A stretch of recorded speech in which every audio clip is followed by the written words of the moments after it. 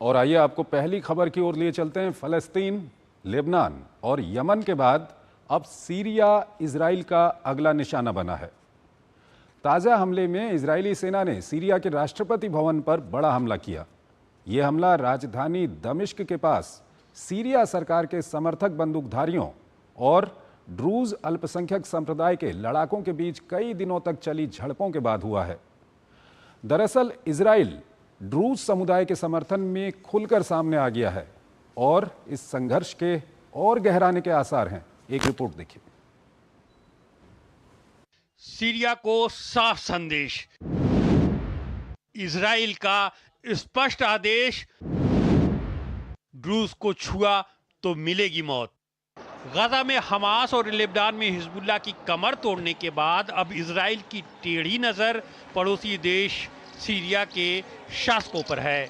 वैसे तो बशर अल असद के शासन के पतन के बाद से ही इजराइल सीरिया पर बार बार हमले कर नए शासकों को संदेश दे रहा है, लेकिन गुरुवार की रात राष्ट्रपति महल के परिसर को निशाना बनाकर स्पष्ट कर दिया है कि दमिश्क के दक्षिण में सेना की तैनाती कतई मंजूर नहीं है। हालांकि इजराइल ने ताज़ा हमले के लिए अल्पसंख्यक ड्रूज समुदाय की सुरक्षा को बड़ा कारण बताया है। इजराइल के रक्षा मंत्री का कहना है कि ड्रूज समुदाय को किसी भी तरह के खतरे में नहीं डाला जा सकता है। महल परिसर में हुई भीषण बमबारी से दमिश्क में खलबली मच गई है।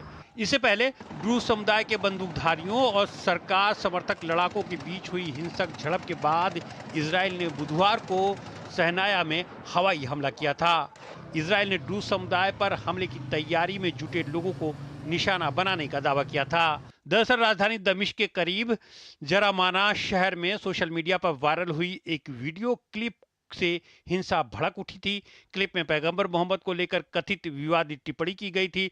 इस ऑडियो को एक ड्रूज धर्मगुरु से जोड़ा गया, लेकिन उन्होंने इस आरोप को खारिज कर दिया। जांच में भी स्पष्ट हो गया कि ऑडियो में आरोपित धर्मगुरु की आवाज नहीं है, लेकिन हिंसा थमने का नाम नहीं ले रही है। अब तक लगभग 100 लोग मारे जा चुके हैं। अमेरिका समेत दूसरे कई देशों ने ड्रूज समुदाय के खिलाफ हिंसा की कड़ी निंदा करते हुए दोषियों को सख्त सजा दिए जाने की मांग की है। असद शासन के पतन के बाद से ही इस अल्पसंख्यक समुदाय के भविष्य को लेकर सवाल खड़े हो रहे हैं।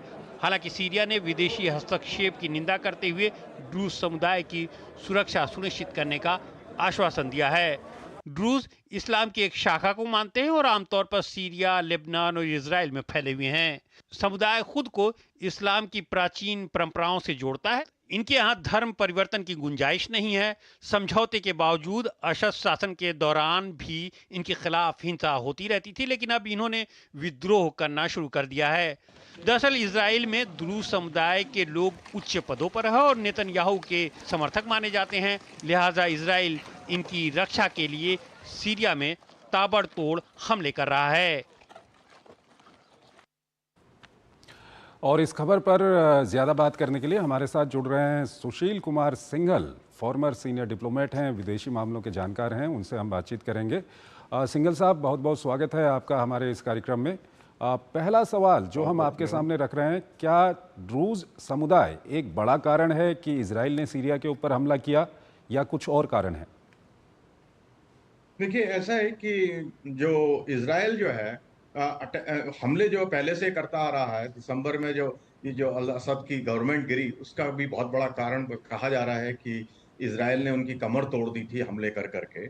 और उसके बाद में टर्की और जो है यूएस सपोर्ट से कह रहे हैं कि ये जो नई गवर्नमेंट आई उसके जिसके लिंक थे अलकायदा से और आईसिस से, ना उन्होंने जो नए राष्ट्रपति वहां बने हैं उन्होंने कहा कि वो संबंध मैंने सब खत्म कर दिए हैं। और वहां पर सीरिया में एक समस्या क्या है कि अल्पसंख्यक समुदाय बहुत काफी लोग वहां पे हैं, काफी ग्रुप्स हैं जो अल्पसंख्यक हैं। तो और जो इनफैक्ट जो वहां के पहले राष्ट्रपति थे अल ये क्या नाम है इनका, असाद, ये भी जो है एक अल्पसंख्यक समुदाय से ही संबंधित रखते थे। और मार्च में करीब 1700 लोग उनके मारे गए, उनके समुदाय के। उससे अल्पसंख्यकों में बड़ी जो है हड़बड़ाहट थी। जबकि नई सरकार ने जो है ये कहा, जो एचटीएस की सरकार है जिसके लीडर जो है अहमद अल शारा हैं, उन्होंने कहा कि नहीं, हम सब अल्पसंख्यकों को साथ में रखेंगे, और उन्होंने 23 मेंबर की गवर्नमेंट भी बनाई। लेकिन उससे क्या हुआ है कि थोड़ा लोगों में सब में घबराहट है। और जहां तक ड्रूज का सवाल है, ड्रूज जो है बहुत ही क्लोज हैं इजराइल के। और इसराइल के, जैसा अभी आपकी रिपोर्ट में भी कहा गया कि उनके जो ड्रूज हैं वो सरकार, इसराइल की सरकार में, फौज में भी हैं। और इसराइल के वो बहुत बड़े सहयोगी माने जाते हैं, कि उनके दोनों के आपस में बहुत क्लोज रिलेशन है। तो जैसा ही ये जो मंडे को ये झगड़ा झगड़ा शुरू हुआ, ये वीडियो ऑडियो क्लिप के ऊपर, इसराइल वहां करीब करें कि 100 के करीब लोग मारे गए हैं। और उस झगड़े के में इजराइल ने कहा कि जो हम उनकी सुरक्षा करेंगे, और उसके लिए उन्होंने ये अटैक किए हैं। ये दूसरा अटैक हुआ है जिसमें पैलेस के पास जो हुआ है।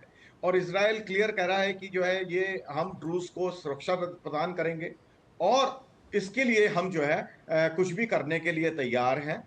और इसमें ऑफ कोर्स एक ये भी है, क्योंकि इजराइल जो है बहुत ज्यादा ट्रस्ट नहीं करता है नई गवर्नमेंट में। उनको लगता है कि ये उनके विरोध में काम करेंगे, कि बिकॉज उनको सपोर्ट है सऊदी अरबिया का, टर्की का, कतार का। कतार ने तो इसका बहुत अभी नाराजगी भी जाहिर की है, उसका बड़ी आलोचना की है।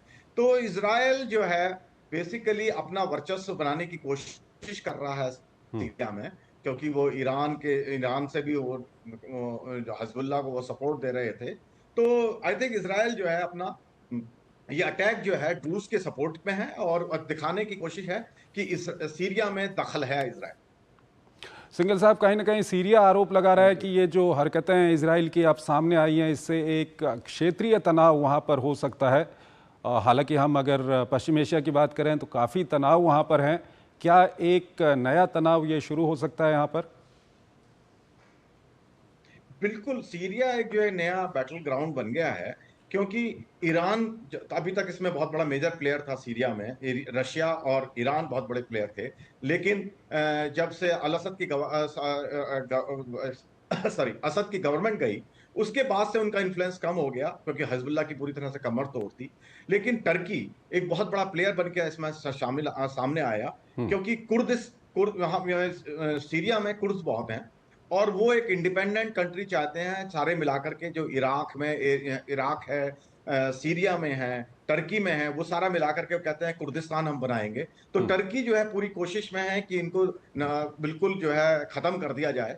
और उन्होंने अपनी कोशिश करके अब कुर्द्स को, जो सीरिया के कुर्द थे, उनको जो है गवर्नमेंट में शामिल कर दिया है, जिसमें ये कहा जा रहा है कि इस गवर्नमेंट पर, जो नई जो गवर्नमेंट आई है, उस पर जो है टर्की का बहुत बड़ा इन्फ्लुएंस है। तो टर्की अब बहुत बड़ा प्लेयर बन गया इसमें। उधर जो है ईरान और रशिया पहले से ही प्लेयर थे, अमेरिका प्लेयर इसमें है ऑलरेडी, और इजराइल एक नया प्लेयर बन के आ रहा है, जो क्योंकि सीरिया एक ऐसा एरिया है जहां पर अभी तक इजराइल पूरी तरह से कब्जा नहीं कर पाया था, इन्फ्लुएंस नहीं कर पाया था। Now they are going to make an influence. तो इसमें जो है पूरी जो है एक नया जो है युद्ध क्षेत्र बनता जा रहा है, और भी मुश्किलें इसमें मुझे लग रहा है अभी सामने आई। सिंघल साहब, अगर हम जो इस वक्त सीरिया के नेता हैं अहमद अल शरा, उनकी अगर हम बात करें तो वो जिस तरह से उन्होंने बशर अल असद के शासन को अपदस्थ किया था, उसके बाद हमने देखा है कि उनकी कूटनीति काफ़ी दुनिया में चौंकाने वाली कूटनीति रही। जब वो सीरिया में सत्ता में आए तो कई देशों से, जिनके साथ सीरिया के अच्छे संबंध नहीं थे, वो संबंध अच्छे हो रहे हैं। सीरिया के अंदर अगर हम कुर्दों की बात करें, कुर्दों को भी वो अपने साथ लाने में कामयाब रहे हैं। लेकिन ये जो नया तनाव शुरू हो रहा है, ये कहीं ना कहीं वैसे ही अस्थिरता है सीरिया में, उसको और बढ़ा सकता है क्या? बिल्कुल, आप सही कह रहे हैं कि जो सबकी उम्मीदों के खिलाफ अहमद अल शरा आए जब बन के, क्योंकि एक बहुत ही कट्टरपंथी नेता के रूप में वो जाने जाते थे, क्योंकि उनका आईसिस और अलकायदा से बहुत गाढ़ा संबंध था। लेकिन जब उन्होंने नई गवर्नमेंट फॉर्म की असद को हटा करके, उसके बाद उन्होंने कंप्लीटली एक दूसरा रूप लिया और एकदम लिबरल बन के आए, और उन्होंने कोशिश करी है कि वो सबको अपनी तरफ साथ लेके चलें। लेकिन आपस में कॉन्ट्रडिक्शन उनमें आपस में इतना है, क्योंकि माइनॉरिटी जो है, जितनी माइनॉरिटीज हैं, उनका ट्रस्ट नहीं है। क्योंकि अभी तक जो सीरिया में हिस्ट्री रही है कि जो भी गवर्नमेंट बनी है, उन्होंने अब तक दूसरी माइनॉरिटी को दबा के रखा है। तो आपने जैसा भी कहा कि कुर्द्स को अपने साथ में लिया है क्योंकि वो टर्की का इन्फ्लुएंस है, जैसे मैंने कहा। तो कोशिश करी जा रही है उनकी तरफ से, लेकिन जो इस वक्त हालात हैं उसमें अभी बहुत मुश्किल है, जब अगर अनलेस की जो है ये सारे देश जो रीजनल पावर्स हैं वो सारे एक साथ इकट्ठे होकर के उनकी सपोर्ट करें। अदरवाइज ये बहुत ही मुश्किल मुझे नजर आ रहा है नियर फ्यूचर में। क्या ऐसी भी कोई संभावना है कि सीरिया को लेकर के या जो कुछ अभी वहाँ पर चल रहा है ड्रूज को लेकर के, क्योंकि तुर्की वहाँ पर अपना वर्चस्व कायम करने की कोशिश कर रहा है, तो तुर्की और इजराइल के बीच में सीधे तौर पर तनाव उत्पन्न हो सकता है क्या? देखिए, तुर्की और जो है इजराइल के बीच में तनाव तो पहले से ही है, लेकिन और सीरिया एक उनका प्लेग्राउंड बन गया है, क्योंकि जैसे मैंने कहा कि तुर्की जो है सीरिया में अपना इन्फ्लुएंस बढ़ाना चाहता है फॉर सिंपल रीजन, क्योंकि कुर्द्स जो वहां पे बहुत हैं, और अपनी कुर्द जो प्रॉब्लम है टर्की की उसको वो सीरिया के थ्रू सॉल्व करना चाहता है। वो दिखाना चाहता है कि कुर्द्स को कि मैं आपकी प्रॉब्लम को इस तरह से सॉल्व करूंगा क्योंकि उनमें पावर शेयरिंग आपको मिलेगी। तो लेकिन इजराइल अपना इन्फ्लुएंस रखना चाहता है उस एरिया में, गोलन हाइट्स में ऑलरेडी है, और वो बात उन्होंने जो एक कॉरिडोर भी बनाया है कि जिसमें उसमें ताकि जो हिजबुल जो है वो फिर से ना उभर के आए। तो इजराइल और टर्की दोनों के बीच में तनाव की पूरी संभावना है। युद्ध होना अभी मेरे विचार से नहीं लगता कि वो स्थिति अभी तक बनेगी, लेकिन तनाव बराबर बना रहेगा, और दोनों इसके लिए I think Syria is going to suffer. Syria suffer करेगा लेकिन तनाव बना रहेगा। ठीक है सिंघल साहब, आप हमारे साथ बने रहिए। एक और विषय है उस पर अभी हम आपसे बातचीत करेंगे, लेकिन यहाँ पर हमको एक छोटा सा ब्रेक लेना होगा। एक छोटा सा ब्रेक लेते हैं, एक छोटा सा ब्रेक। यार